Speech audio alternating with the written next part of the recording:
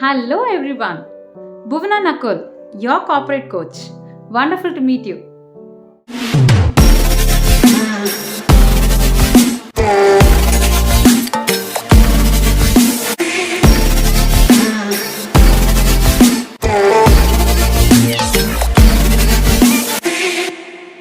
Now we have seen two important things on the topic. You can fish, I can run, he can walk, she can jog, whatever it is, right? So this is the topic goes on and on and on. Yeah.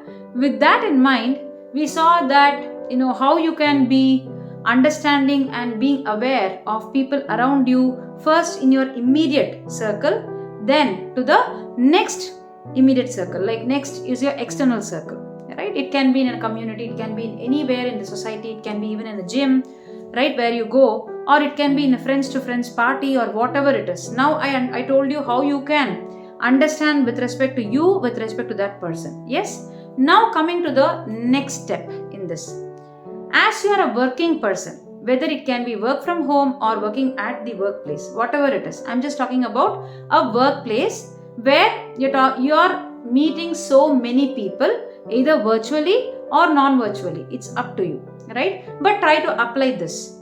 So here, understand, first importantly understand why there are so many roles that are available, why there needs to be so many roles that are really needed, right? Then you will understand that I don't think so many roles are required, or you may feel, no, I think this is a redundant role, I don't think it is required.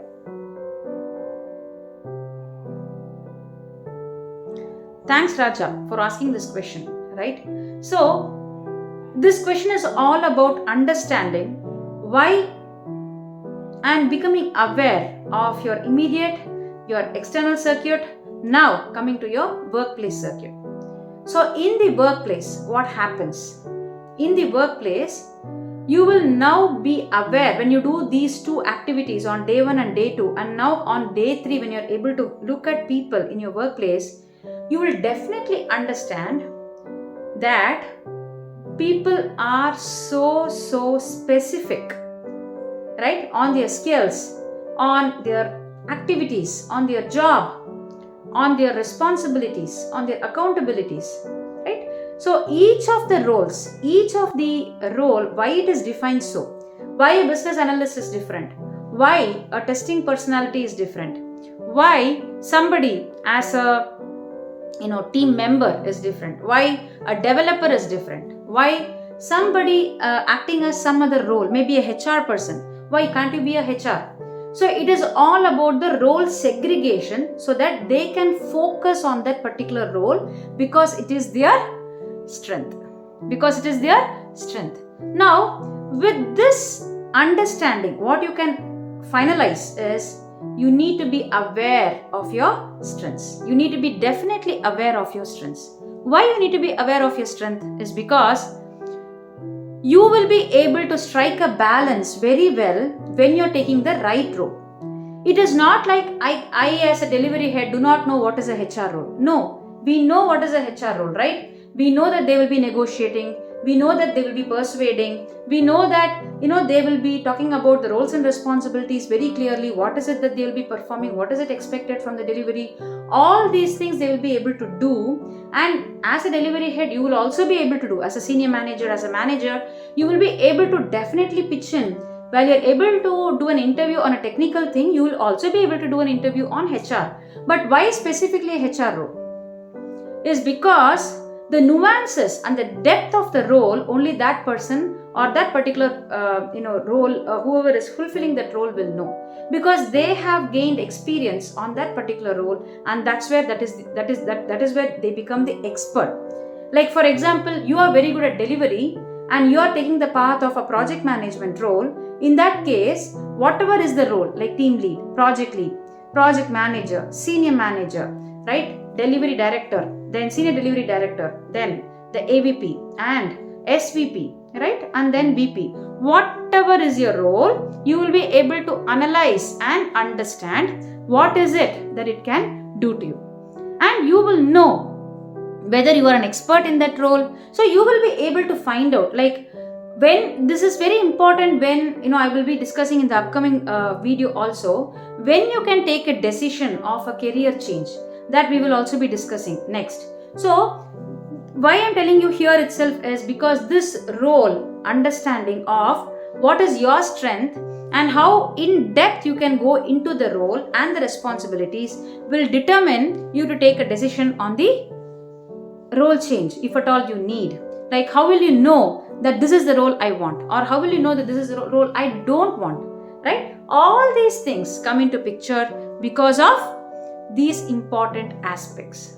Okay, so this is where I'm trying to tell you that you need to understand and be aware of your immediate circle. What are their bigs and smalls, right? Their bigs and lows. Then what are their highs and lows? What are their I can't determinedly say that it is a strength, right? It is not really the strength. It is their power, their potential. What is it they are really requiring to? So you need to, when you're observing people, you will come to know. You don't need to ask them. When you ask them, they will only say, like, even if I ask you, what are you going to say? You know what you are actually bringing to the table. But do you know your fullest potential? You have to explore. You have to research more, right? So that is where I'm trying to help you, where understand your immediate, understand your next external circle, then bring the same observation to your workplace, where you will really realize that, oh, so many roles, so much of depth in every role, and I cannot just like that take a call, and why there is a lead, why there is a project lead, why there is a manager, everything has a meaning. And you need to understand the boundaries of the role, what this role can do, what are the limitations of this role, why there is a lower to it, why there are roles above it. If an AVP is giving, he can't do everything, he can only envision, right? I was in the AVP role, I can only envision things. My vision and mission, my activities are all powerful. My thinking, it is for my thinking that I am paid, right?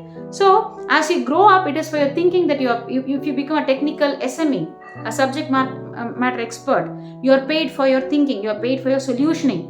What is it that you are quickly giving as a solution to a problem? So, but when you compare to a technical manager, they may not be able to give a solution like an SME, right?